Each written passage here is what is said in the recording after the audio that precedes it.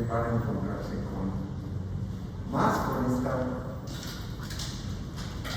no me gusta decir patología, pero así está, ¿no? Porque lo que se van a encontrar no es patología en la gran mayoría de las consultas, lo que se van a encontrar son patologías,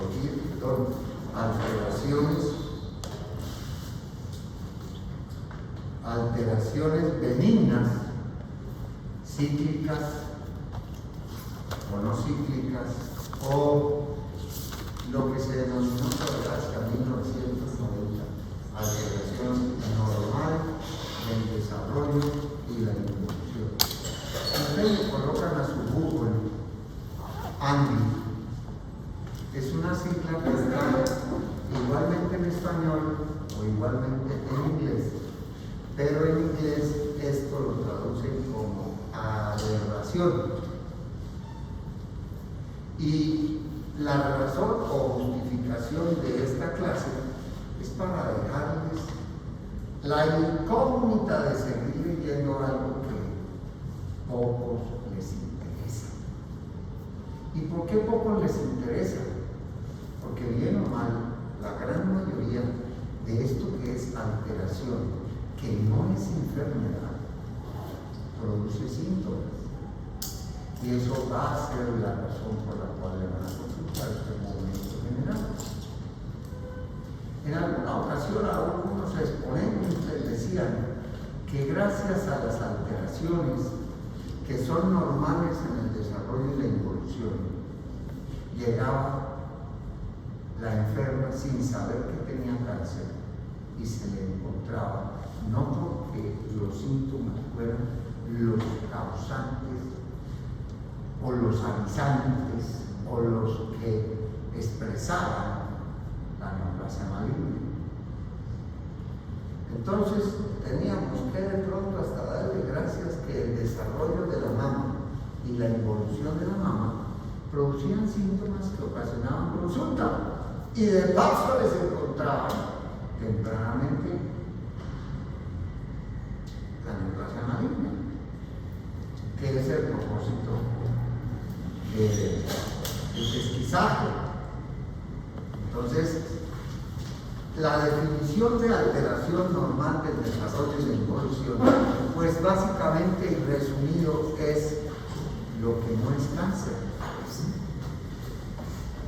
Pero existe un límite entre lo que es absolutamente benigno, riesgo y cáncer.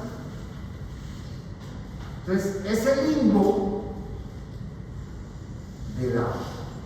del riesgo apareció por allá hacia 1980, un señor que habló, que se llamó Hagensen, y después el que sí lo estableció es Paget y Dupont, los autores que empezaron a hablar del riesgo relativo.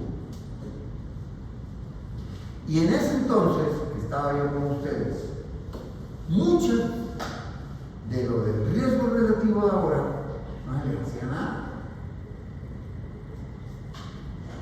Se esperaba la evolución, porque ese riesgo relativo, a ver, hablándolo en porcentaje, el riesgo relativo no es porcentaje, es muy bajito para llegar a ser cáncer 12, 14 años después. Bueno, miren, lo escribí aquí en gris. No hay biopsia de tejido mamario informado como normal. Eso fue lo primero que dijo la tesis. De manera que ustedes, las mujeres que hay aquí, ya pueden tener alteraciones normales hasta el desarrollo, porque la involución todavía no existe en ustedes, están muy jovencíticas. La involución aparece a los 35 años. Es por eso que se hablaba de que 35 años sería el año en que se le daba como buenas condiciones para que una mujer estuviera embarazada, porque era el momento del final o que iniciaba la involución de la mama. ¿Qué es la involución de la mama? ¿No han visto unas mamas de una mujer de 80 años?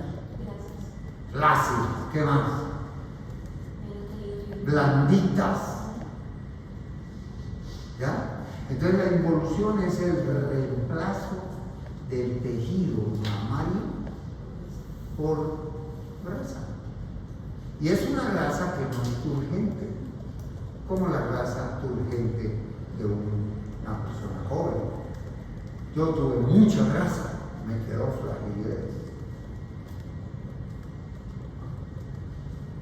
Entonces, bueno, y eso es estimulado también por hormonas como el estrógeno y el prostágeno. Más adelante, por allá en la segunda clase, mencionaré las aromatasas, que es algo que ustedes deben ir a leer al menos y preguntarle a Google, ¿qué son aromatasas? Por tanto, esto de patología no me suena bien, ¿no? Pues sí, a ver, una patología que es benigna en la mama, un absceso secundario a un proceso infeccioso distante o a un proceso infeccioso local, bacteriano. Entonces, existen patologías benignas definidas, por ejemplo, una mastitis granulomatosa, pero un quiste no, incluso un fibroadenoma.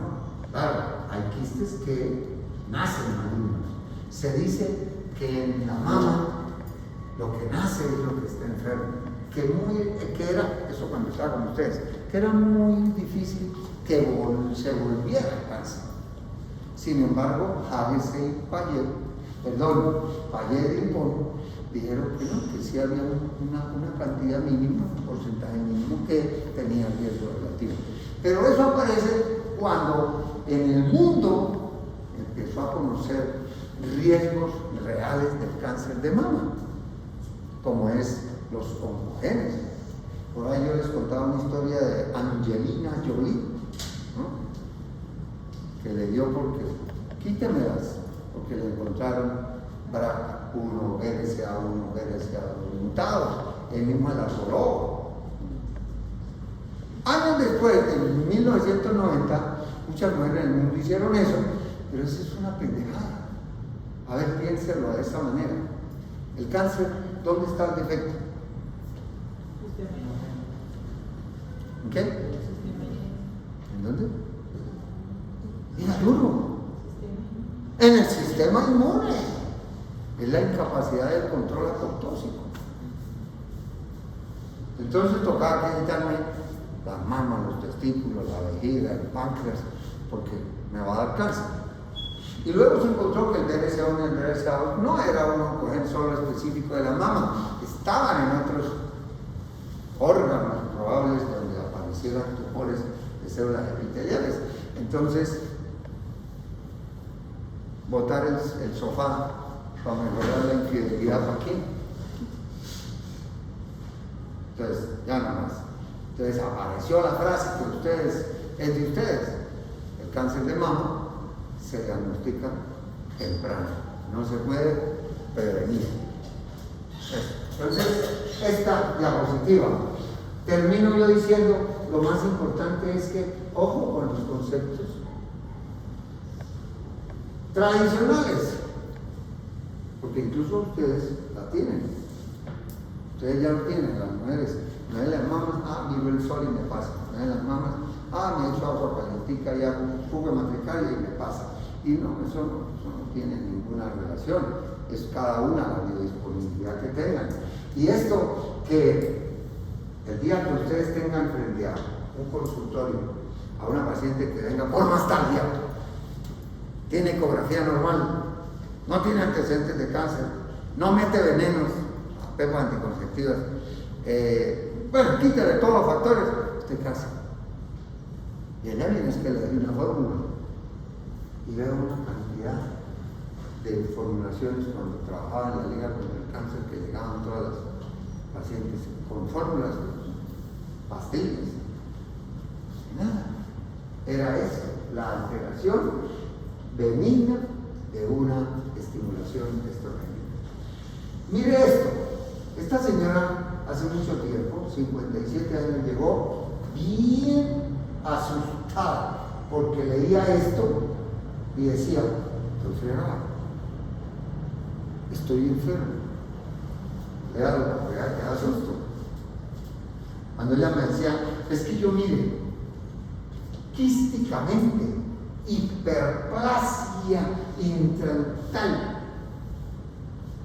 Y esto es una alteración normal del desarrollo. A los 57 años es normal. El dolor es la causa mayor que llegan a ustedes, por eso la clase. Y el dolor en las mamas, el 97%, en algunos estudios 98%, no están relacionados con la enfermedad.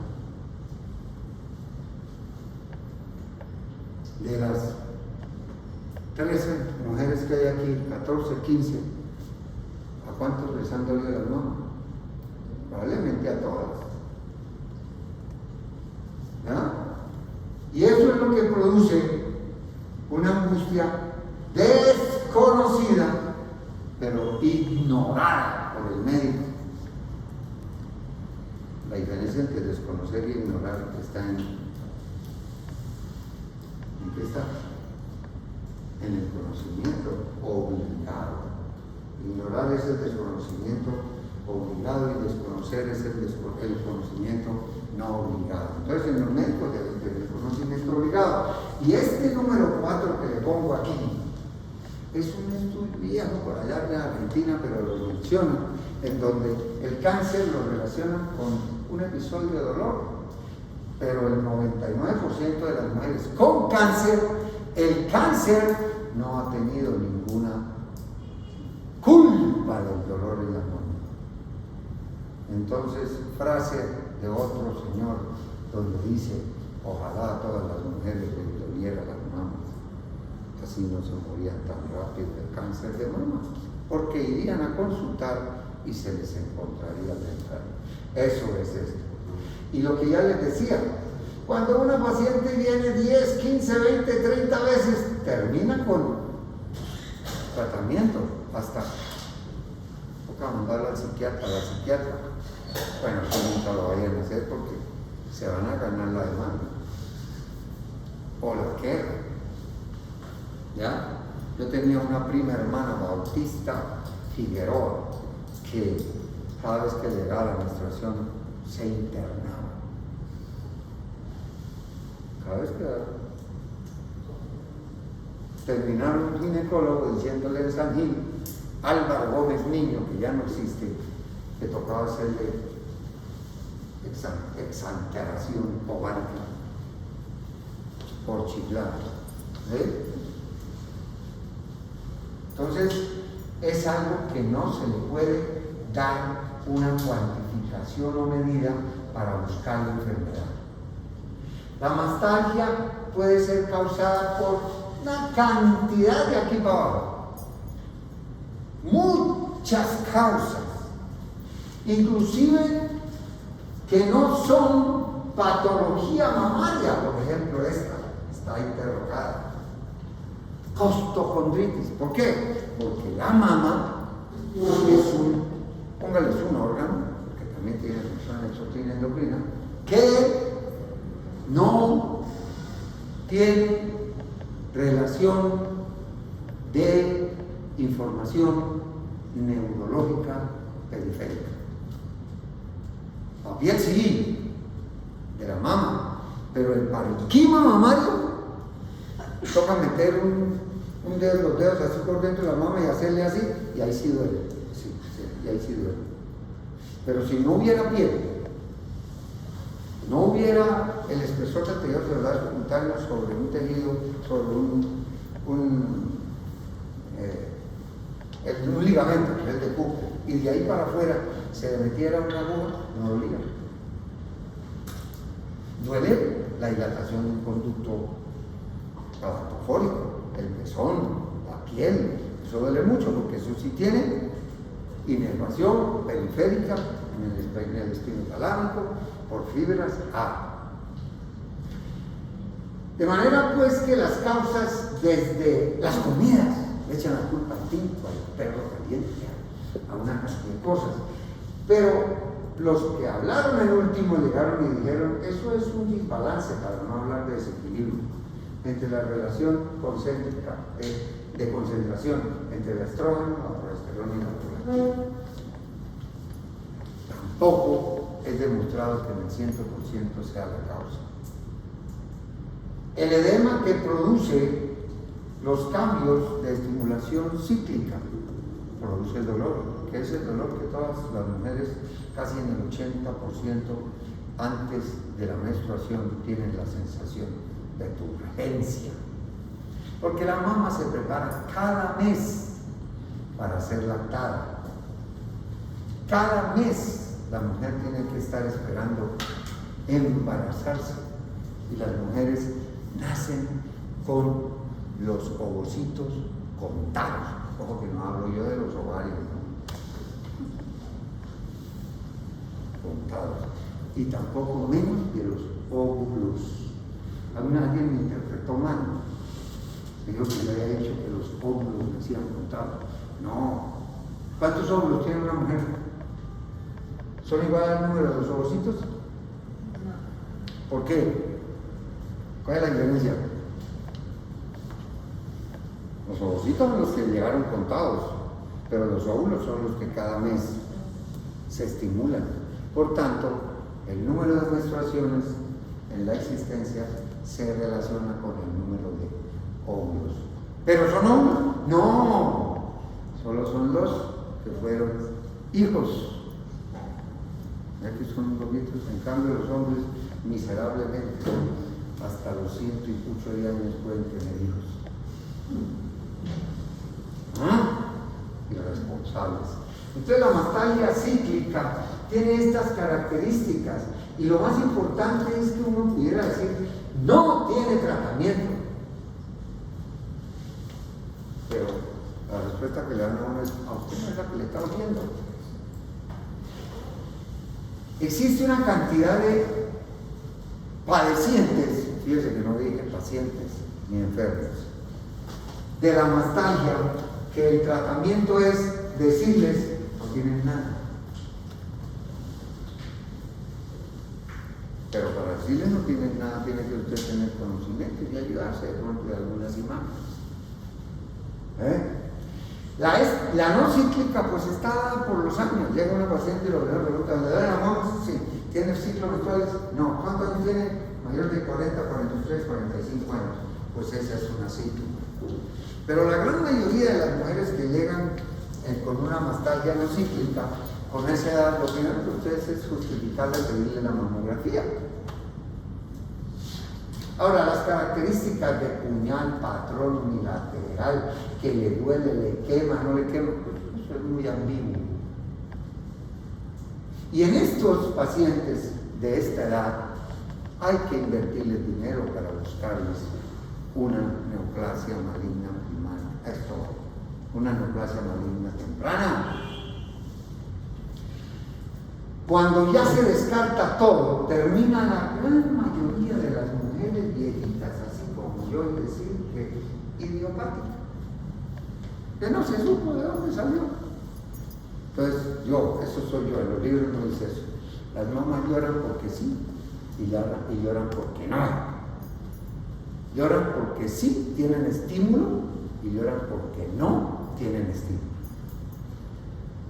Y fíjense, la anticoncepción de concentraciones mayores, ¿cuál es? Las de depósito. Y hay mujeres que con eso les pasan los dolores.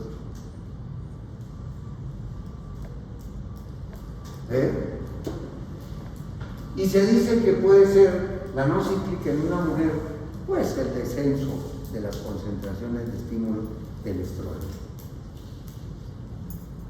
Bueno, esta diapositiva es para decirle que definitivamente los síntomas y el examen físico en una forma inicial siguen siendo para ustedes la base de lo que van a tratar de hacer. Me hago entender. Cuando se encuentra un nódulo, una masa o cualquier producción o cambio físico de la mama, esa es la dirección del estudio. ¿Ya? Imágenes. Hoy en día la ecografía ha tenido, con respecto a cuando yo estaba con ustedes, un avance terrible. Terrible es horrible, horrible es exagerado. Y cualquier imagen le da a uno los parámetros del estudio. Parámetros del estudio siguiente. ¿Qué le vamos a hacer? Si le vamos a hacer una biopsia, le vamos a hacer otra imagen, si le vamos a hacer resonancia, si le van a hacer, bueno, lo que fuera. Y para señalarle que en los países como nosotros, pedir una mamografía a los 35 años, viene uno de esos médicos que no le gusta la sangre, el auditor, para decirle a usted que por qué pide eso a los 35 años. Y eso me recuerda a una secretaria en la liga. Llegó una señora gordita de la Magdalena Medio, y tenía 34 años de edad con una neoplasia maligna. Y se me acerca al secretario y me dice, oye, yo no sabía que a los 34 años podía tener un cáncer. Le dije, conozco de 27. Eso para los países donde es más relevante la incidencia y también la prevalencia, es muy importante. No se tiene límite para un facultativo pedir una mamografía. Existen casos que al final pues se salen de lo común.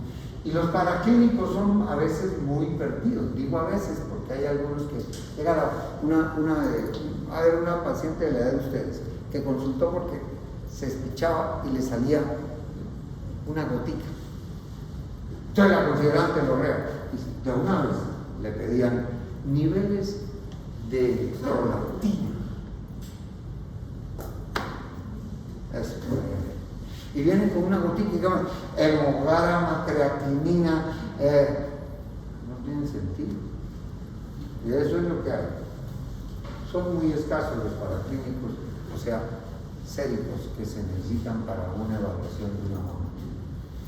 Este estudio, que fue bien viejo, pues quizá lo estaban haciendo, no, yo estaba con 16 años cuando se hizo. Y este estudio fue el primero. Suben cuánto fueron los pacientes, y estos son biopsias en donde se encontraban estos diagnósticos: fibroadenoma, talla adoptada, adenosis, cambios apocrinos, de paso escriban adenosis y van a ver qué es adenosis, otro pedazo de chale, adenosis, porque van a verla mucho. Hay hiperplasias, papilomas, esta palabra esclerosante. Por ahí hay una patología que ustedes en una consulta que vaya y vea que es esclerosante. Fibroadenomas complejos, aquí son fibroadenomas simples, y esta que la consideraban ya como un riesgo relativo de 4 a 5. Esta sin riesgos, o sea que esto visto en una patología no tiene riesgo relativo. ¿Qué es riesgo relativo? Todos los riesgos relativos son el evento que se tiene conocido en relación con toda la población. ¿Ya? Entonces, un riesgo relativo con un número de estos, ¿qué quiere decir? Por ejemplo, a que tenga hiperplasia clínica, tiene 5 veces más posibilidades de llegar a tener cáncer que el resto de población que no tiene hiperplasia clínica. Eso.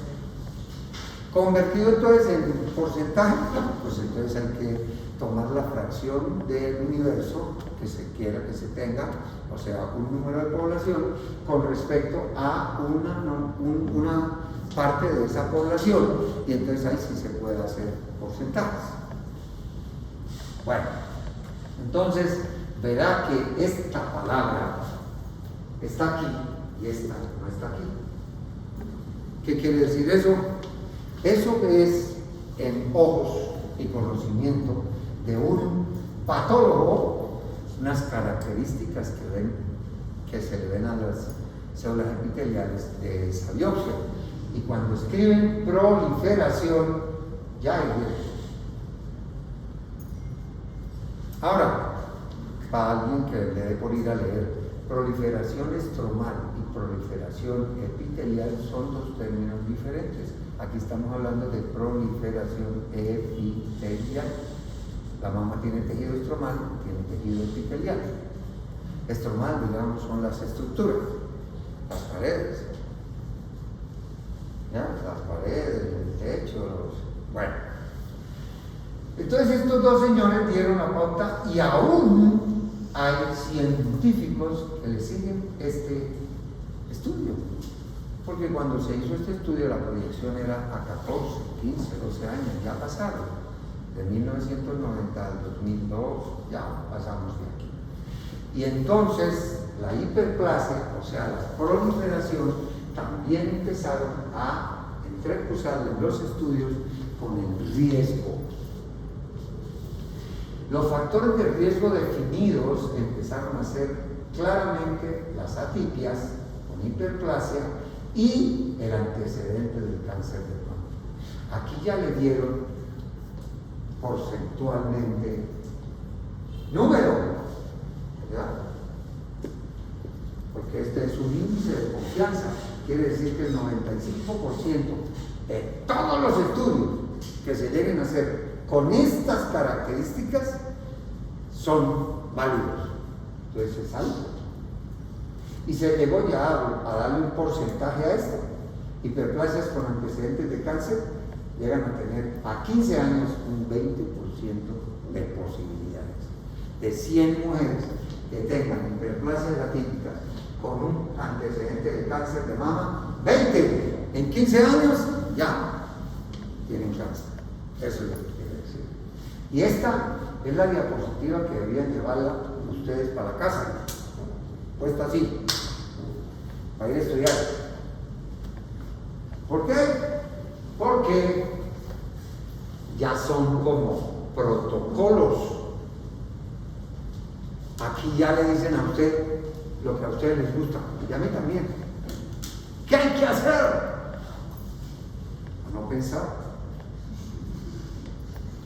Por eso mi profesor muerto decía, la desgracia de la medicina es el día que se instauren los protocolos.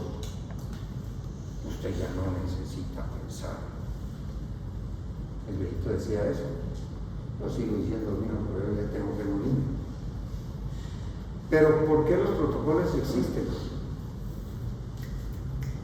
Movimientos rápidos en urgencias, economía, negocio. Usted ya no me le va a dar sino gentamicina. No, pero yo le voy a dar a mi casina. No, señor, porque ya hicimos un negocio con Berger para comprar la gentamicina más barata. Eso para nosotros era un despropósito. Pero hoy es así. Dígale a un médico de 80 años, cirujano, que le iban a colocar como profilaxis en la apendicitis aguda una cefalosporina de segunda generación. Ay, señor de los ejércitos. Entonces aquí que los que están tomando la foto, verá que, ¿qué dice aquí? ¿Qué dice aquí? ¿Qué dice aquí? Y esta vaina que me faltó. Bueno, voy a cambiarla, mire, yo no, ni siquiera la veo. Esto dice marcado, esto dice medianamente, ligeramente y sin riesgos. Entonces, una histopatología que ustedes estén marcada dentro de esto, pueden decirle a la paciente, si se quiere operar, opérese por usted el que quiere. Y por ejemplo, aquí hay patología como esta, mira, fibroadenoma sin complicar. Pues aquí ya hay otro factor para operar, que es que crezca. A pesar de que nunca llegase a ser cáncer, puede crecer. Porque los fibroadenomas tienen estimulación periférica de estrógenos. Entre más se tenga estrógenos, más crece. Y aquí, esto cuando llegan y le dicen fibroadenoma complejo, hoy en día uno no puede dejar un fibroadenoma complejo quieto ahí, toca sacarlo. ¿Qué es complejo? Que tiene varias tipos histológicos y no solo son características hendiduras de células epiteliales con fibrosis. Entonces, estas tres, por lo general se operan. Entonces, una adenosis esclerosante uno no la deja quieta, y mucho más cuando esto está acompañado de que tiene un antecedente de neoplasia maligna en la mamá, en los hermanos, en primas, y del ovario. Ese ovario es íntimamente ligado al cáncer de mama en el antecedente. Y esto aquí pues ya no hay duda, hay que hacerlo. Mire, incluso algunos pues dan otros manejos que ni me atrevo a decir, inhibidores de los receptores hormonales. Cuando yo estaba con ustedes, al cáncer in situ se dejaba quieto. Hoy no, esto es absolutamente tratable y les dan algunos quimioprevención, pero por lo general en nuestro medio se les da tamoxifeno por 5 años. Entonces, este cuadrito es un cuadrito para tenerlo allá el día que quieran leer, empezar a ver qué es esto, qué es esto, qué es esto, qué es esto. Y en relación de poder decirle a alguien ahí sentado con una histopatología, ustedes como médicos en el rural o los que llegan como médicos generales y ven esto y ven esto y ven esto. Vaya, porque un papiloma uno no se lo deja quieto, toca sacarlo. ¿Ya? Entonces, esto es una guía. Yo digo que es la guía especial de la clase. Para los histopatólogos, esto es un limbo. ¿Será que esto era un in situ? ¿Será que aquí, claro, no, este sí lo definen como un in situ? Pero ¿cómo se puede llegar a definir si es una hiperplasia severa o un in situ? Esto, por ejemplo, es hacer asusta. Entonces, ¿cómo? Con estas tensiones, con la inmunohistoquímica. El fibroadenoma es el tumor más frecuente que se encuentra en la mama, benigno. Recordemos que cuando se habla de un fibroadenoma complejo, no hay duda de tener que sacarlo, mucho más con estimulación. Y que el complejo lo determina la patología. Macroscópicamente no se puede definir si es complejo o no, todos se parecen. Y que esto es la causa que hasta Cofidel sirve, vitamina D sirve. Venga a ver que alguien le dice, tome vitamina D. ¿Por qué? ¿Qué quiere decir esto? 1/3 desaparece. Entonces llegamos, el 100% de los fibroadenomas simples, estos van a involucionar. Y si a 100 mujeres con fibroadenoma le damos vitamina D, ¿a cuántas le sirve? A 33.33. Y como el otro 33.33 queda igual para el resto de vida, no vuelve a crecer, también le sirve. Por tanto, solo 1/3 van a crecer, por lo general rápido, que son los que se operan más rápido. Esto también genera angustia, ¿no? La mujer se afecta, ay, quíteme esa joda porque yo me la siento. Bueno. Ahora, como tienen receptores, también pueden llegar a ser sintomáticos, porque son hormonodependientes. ¿De acuerdo? Esto es unas imágenes casi más viejas que yo, pero son tan didácticas que nunca las he botado. Así se ven unos fibroadenomas. Esta es una señora vieja. Digo vieja porque tenía como 70 años y tenía esas pepas. Y eso es absolutamente benigno. Son calcificados. El tumor filodes es un tumor que cuando el tumor filodes lo considera maligno, eso crece rapidísimo. Hace poquito creció. Vi una señora que la programamos y le demoraron como un mes y tenía como 3 veces más grande el tamaño. Ese es un signo de comportamiento maligno. Pero la definición también de comportamiento maligno está en la biopsia, pero tiene una característica que no invade casi, porque muy poquitos tumores fibroides llegan a tener metástasis en años. Entonces, tiene un problemita que cuando uno lo va a retirar, como ahora todas las mujeres, poquito, los médicos también, ¿no? Hagan, los hombres también, pero ay, hágame la incisión chiquitica, que no se note, no me quite tanto. Entonces, una característica es esta, y por tanto hay que quitar, casi como lumpectomía o con resección de bordes, y no solo tumorectomía. Cuando se habla de lumpectomía o con excisión de bordes extendidos, es porque se saca 1 centímetro o 0,8 centímetros más que el tumor. ¿Ya?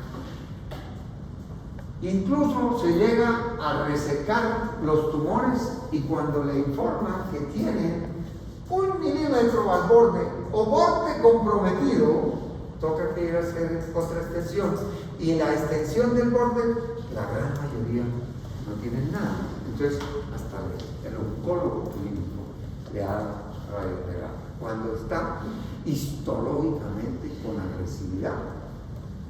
¿Qué es telorrea? Bueno, los libros tienen la descarga, porque ese es ¿cómo se llama? La traducción. Entonces es el drenaje por uno de los conductos galactóforos. ¿Cuántos conductos galactóforos por medio hay? 13, 12, 14. Bueno, por cada uno. Entonces la telorrea, que está clasificada aquí como fisiológica, galactorrea, patológica, esto está relacionado entonces con la lactancia. Cuando es patológica, es el problema. Ahora, todas las mujeres sin hijos, si pusieran a succionar una mama, ¿qué pasaba? Salía leche, porque la succión del pezón tiene central estimulación para que produzca prolactina. Sabían que hace 70, 80 años había mujeres especializadas en la cuadra o en la zona rural para lactar un chino. ¿No sabían ustedes? Allá no había estógeno ni leche nana. O una señora tenía por fila chinos para lactar. Tampoco sabían. Bueno, eso es historia. Entonces, eso es porque si permanece estímulo de la mama, va a seguir saliendo. Entonces, esa telorrea, por lo general, pues no es patológica y es frecuente verlo. Bueno, esto genera angustia, pero hay que ver, todas hay que estudiarlas. Pero las secreciones que producen alarma están ahí. Que sea un solo el que tengo dentro, un solo huequito, no un solo pezón, por un solo huequito ya no. La más importante es que tenga sangre. La otra, que es, ¿usted se la estimula? No, ella sola sale. Y esta que es más peligrosa, es que es a veces. De manera pues que la que tiene tumor y telorrea, todas hay que estudiarlas. Una de las pruebas que cuando yo estaba la hacíamos y no sirve para nada, ¿sabe qué es? Coger y hacer un extendido en una lámina para hacer una citología. No sirve para nada. ¿Ya? ¿Qué se tiene que hacer? Imágenes. Esta es una figura una de las más frecuentes. Esto es un conducto que por dentro tenemos una lesión hiperplásmica con neovascularización, estos son vasos, que fácilmente con el trauma leve, pequeño, aparece una gotica de sangre. Esto es un papiloma. Cuando estaba con ustedes, papiloma que no crecía se dejaba quieto. No, hoy papiloma diagnosticado porque ir a sacarlo. Pero lo ideal es hacer una punción guiada por ecografía para saber uno de qué animal está. Los quistes son alteraciones normales del desarrollo, la gran mayoría. ¿Cuál es el problema de un quiste? Cuando es maligno y se consideró benigno. Se funcionó 1, 2, 3 veces. Quiste funcionado, drenado. En varias ocasiones, quiste estudiado. No se debe drenar un quiste en el mismo sitio. Es por eso que recomendaban los autores que cuando usted drenaba un quiste tenía que hacer una figura para que no se le olvidara y el sitio incluso ponerle distancia con algo, o sea, la distancia al pezón. Pues a mí me mandaron, y ahorita vemos una paciente que le drenaron 13 veces un quiste y era un cisto adenocarcinoma. Entonces los quistes, cuando aparece un quiste y se aspira y la aspiración tiene sangre, ojo, tocó estudiarlo, tiene que tener biopsia, ¿ya? Eso es una obligación. Muchas teorías de cómo aparece, estimulación, obstrucción de un ducto, de un microducto, etcétera, etcétera. Pero los quistes pueden aparecer, desaparecer, aparecer. Hay complejos y complicados, dicen los imagenólogos. Bueno, patologías, de aquí para allá puede seguir, vuelvo y le repito que si alguien dice, ¿la ginecomastia será patología? ¿Alguna no? ¿Cuál es la patología de la ginecomastia más frecuente en un chino? Y eso no es patología, ¿el factor cuál? La obesidad. Y es cíclico porque es que cuando hay obesidad, o todos nosotros tenemos que tener nuestro tejido celular subcutáneo con grasa, aromatasas. Entonces un gordito, más aromatasas, más estímulo, más gordito, más aromatasas, más estímulo. Y eso hace que pueda existir una estimulación, pero que nunca puede pasar de la hipertrofia juvenil transitoria. Entonces es un error operar un chino de una ginecomastia a los 14 años.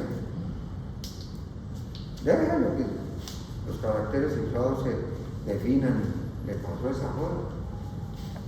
Bueno, entonces las fístulas que puedan aparecer, incluso hay fístulas traumáticas que ustedes no, las mujeres entienden eso, ustedes no. Hay algunas que se estichan los barritos, ¿cierto? Un barrito. ¿Han visto que, ay, me sale un barrito? Pues esas son glándulas que son hechas para preservar el pezón en el momento de la lactancia. Y eso puede ocasionar ese trauma repetitivo, un microacceso, y erosiona, por ejemplo, un ducto. Esa es una causa que no es infrecuente, pero que no se da todo. Y entonces el ducto ya no sale por el pezón, sino por el gotico que le dejaron en la glándula de Montgomery, por ejemplo. Hay otras que son todas de producción sebácea. Bueno, y ahí para allá, eso, la mastitis, la hablaremos, y el lactocele, pues es la obstrucción de un ducto en el momento de la lactancia y que aparece la retención de la secreción y del producto, y eso pues se aspira y ya termina cediendo. Los abscesos son, por lo general, de gran positivo, y el manejo principal es el drenaje. Casi que con el solo drenaje bastaría, pero como en el cultivo se encontró, porque muy pocas veces veo los abscesos mamarios que repercuten como respuesta sistémica. Entonces uno dice, absceso, fiebre. No, por lo general no. Ahora, ¿cuál es el mayor número de abscesos mamarios? Pues en el momento de la lactancia. Pero a esta edad también hay. abscesos. Y muchas veces es bacteremias que llegan, se depositan en la mama y hacen el absceso. Entonces, todos son los antibióticos contra el estafilococo, que son la penicilina. Esto es una patología mamona. Digo mamona, ¿por qué? Porque la que se va a curar es seria. Porque la gran mayoría de las granulomatosas son idiopáticas. Existen granulomatosas con causa. ¿Cuál sería? La TBC. Yo llevo 30 y muchos de años a la pata de Dios, no he visto sino una mastitis por tuberculosis. Y esta patología, cuando ustedes se la encuentren en el consultorio, ¿qué es lo primero que van a hacer? Dale antibiótico. Y eso no tiene bacterias. ¿Ya? ¿Y la ecografía qué va a decir? Colecciones. Hasta que llega y dice la gente, le echamos cera, le echamos creolina, le echamos, y supuró. Entonces se perfora con piel y da la secreción. Esa secreción es detritus de un proceso inflamatorio que es crónico y necrosis. Y mucho más cuando la mama tiene más grasa. Entonces sale, se espichan y sale, bota ahí unas secreciones que dicen, eso se le está saliendo del alma. Verá esta culeta, que es una culeta de ortopedia, no es de hueso. Y uno de los manejos es eso, tratar de extraer ya todo el material que está necrosado para que no haga el ciclo vicioso, el ciclo que es vicioso, más necrosis, más respuesta local. Pero a eso hay que hacer entonces histoinmuno o lo que sea histoquímica. Buscarle PAF, buscarle GOMEN, buscarle ZN, hasta poder descartar de que sea también una neoplasia maligna. Por tanto, también hay que hacerle biopsias. Entonces, la biopsia nos ayuda a dar todos estos diagnósticos o a descartar todos estos diagnósticos. ¿Por qué le digo que es una desventura? Porque ella va a un médico, va a otro, a un científico mastólogo, va a un ginecólogo, va hasta que su sistema inmune está mejor. Si no es hongos, reacción inmunológica por otro tipo de enfermedad, tuberculosis. Entonces hay que descartarla al máximo para terminar diciendo, es una mastitis granulomatosa crónica idiopática. Idiopática, ¿saben qué quiere decir? No. Se desconoce la causa y se va a desconocer la causa.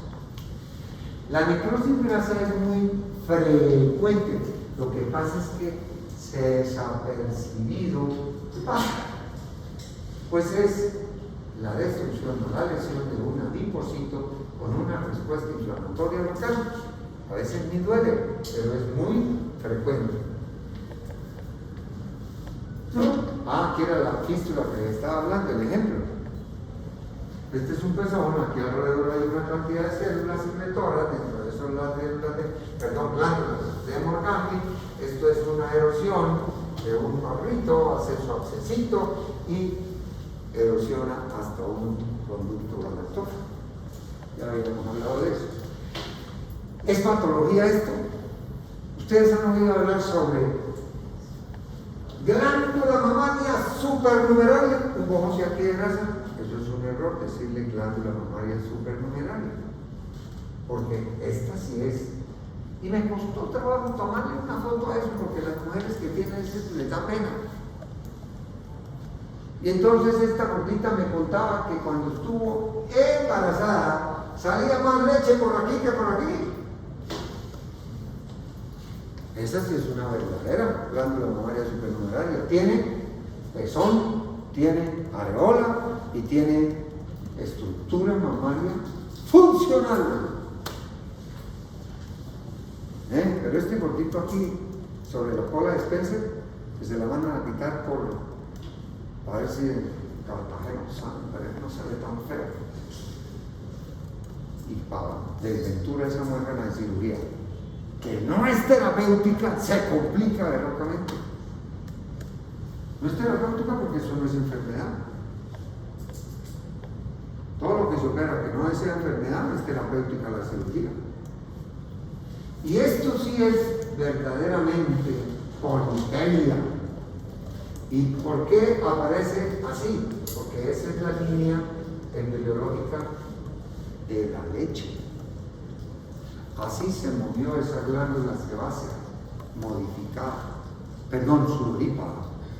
La mama es una glándula sudorípara modificada. Y aquí miren, esto será enfermedad. Lo que pasa es que las hipoplasias de mama están asociadas a otra alteración. ¿Cuál es la diferencia entre que una sea grande y la otra sea pequeña? Ahí en el dibujo. Esta sí me la dejo tomar sin problema. ¿Cuál es la diferencia? Que no son simétricas en nada. Esta es de Claudia y esta es de Patricia.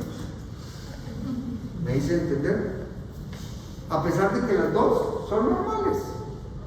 La mirada del pezón es otra. El volumen de la areola es otra. El volumen de la mama y la disposición de la mama es otra. Pero eso no es enfermedad. Bueno, y esto, que es una atopía exitemática. ¿Cuántos años tiene ella? Como 20 y pico, ¿no? Tenía 16. ¿Qué es eso? Un proceso descamativo, pruriginoso, cíclico. Y la otra no tiene nada. También es una respuesta atópica inmunológica. Y usted le da eso, yo le digo trigentas porque esa era la crema que todo el mundo la utiliza para cualquier cosa. Trigentas, dexametasona, fusilin, de todo lo que sea. ¿Ya? Y esto es también, al ser estimulado por el trauma, pues continúa el proceso. Pero eso, esa reacción de eczema, porque eso no es ninguna enfermedad, es una descripción clínica, termina por último en que hace su respuesta inmunológica y desaparece. A los 19 le desapareció, a los 3 años. Bueno, algunos hasta biopsia le hacen, inflamación crónica, pero no tiene más nada. Miren, esto era un muchachito que tenía su problema en la cabeza. Detalles en que este y este son los mismos, ¿sí vio? No se parece que fueran el mismo cliente, ¿no? ¿Qué se hizo con este señor?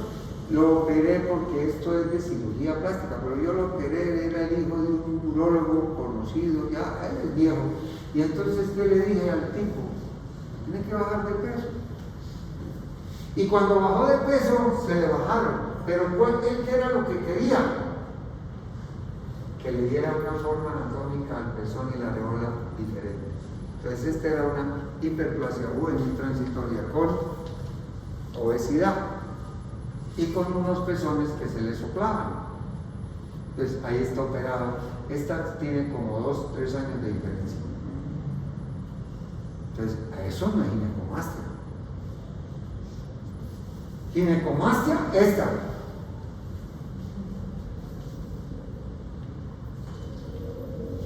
Era un visitador de fitness. No, ya tenía 24, 26 años. Miren. Ginecomastia esta. Hasta una china la envidia. ¿Ya? No me acuerdo cuál de los dos metía esos esteroides de los gimnasios que se las hartan en polvos. Bueno, ¿para qué lo miran? Déjalo quieto. Él sí debe conocer que allá tienen un stand donde venden esas cosas, ¿no? Claro,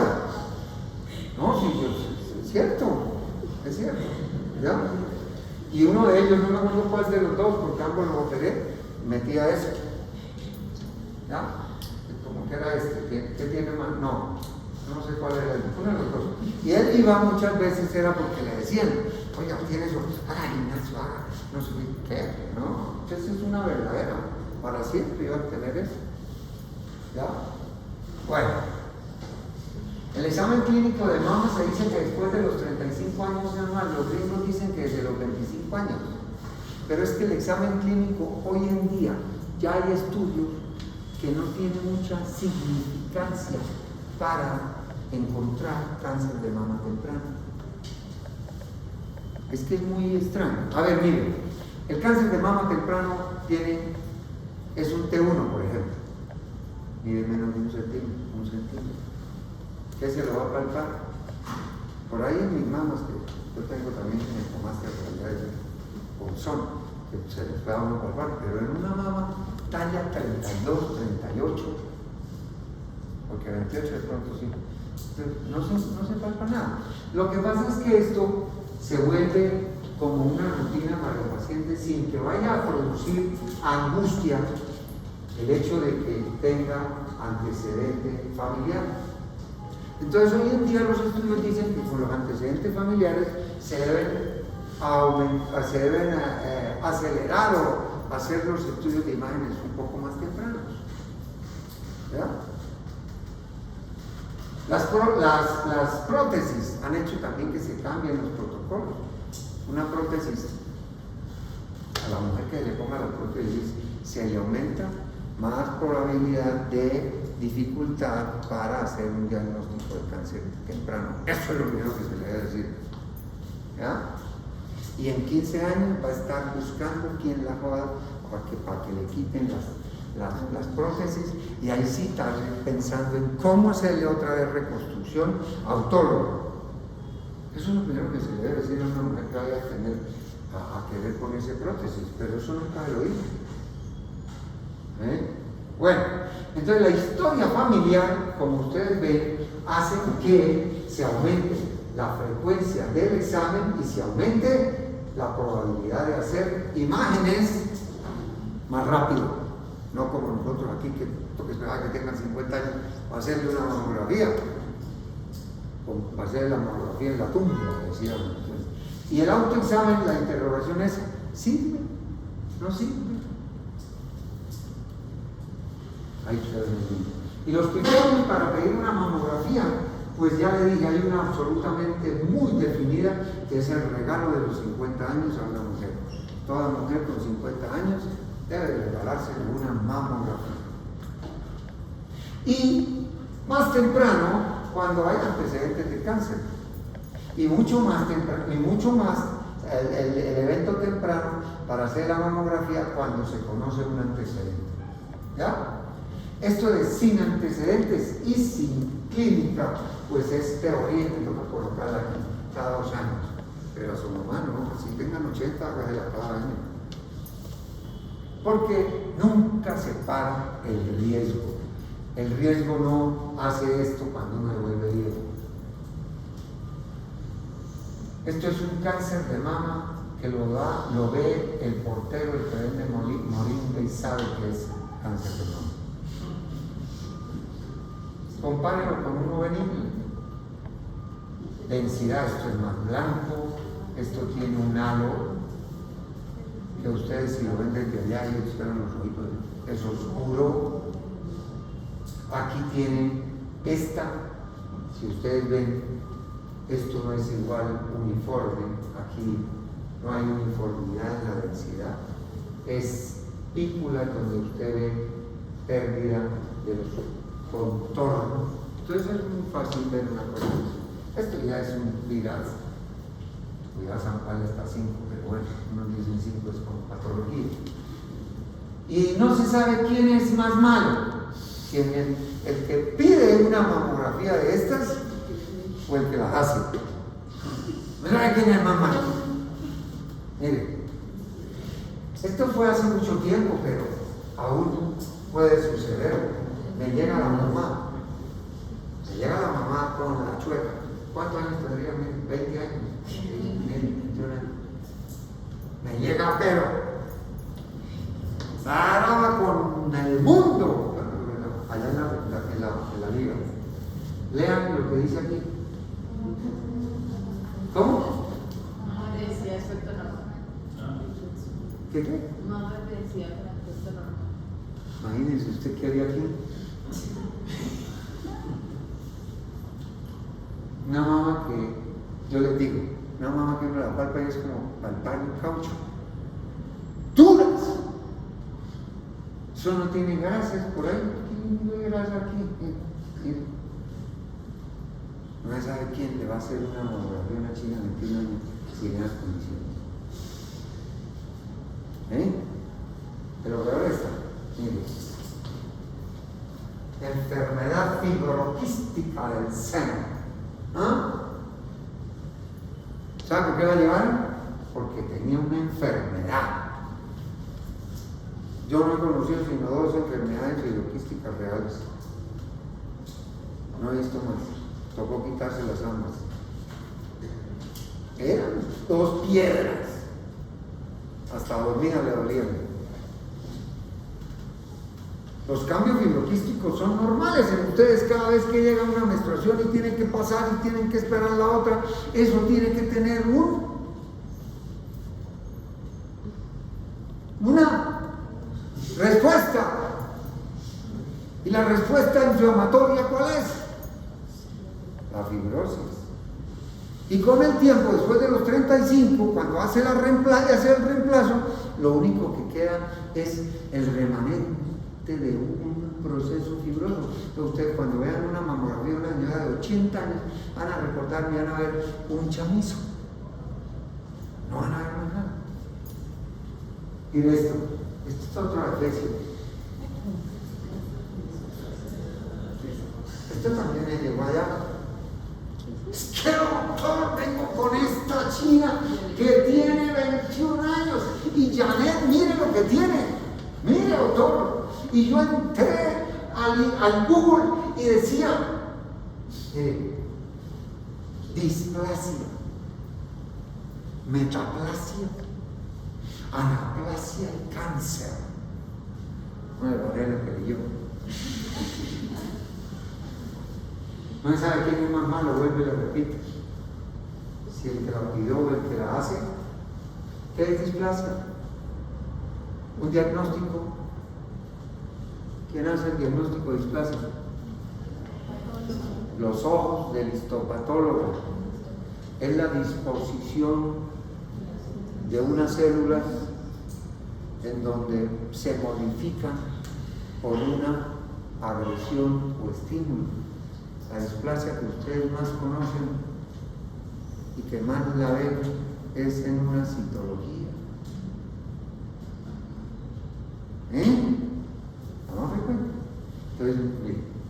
Y por último, vean esto, que hace muchos años lo leí, me llamó la atención, dije, yo le quité, era como 2003, 2004, ¿cuándo estaban? Miren. Vaya, dígale esto a un auditor.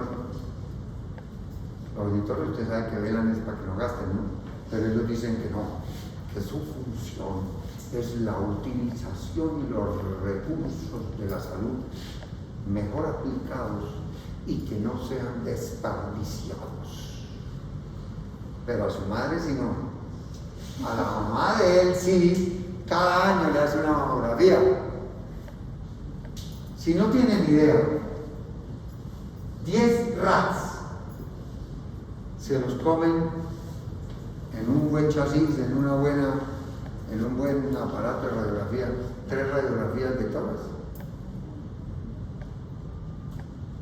Y esto habrá recibido hasta los 90 años haciéndole una mamografía cada año a una mujer. 40 a 50 años no va a tener más de 10 rats, 20 rats. ¿Cuántos rats tienen una radioterapia full? Pregúntale Google es mucho raro. 5,000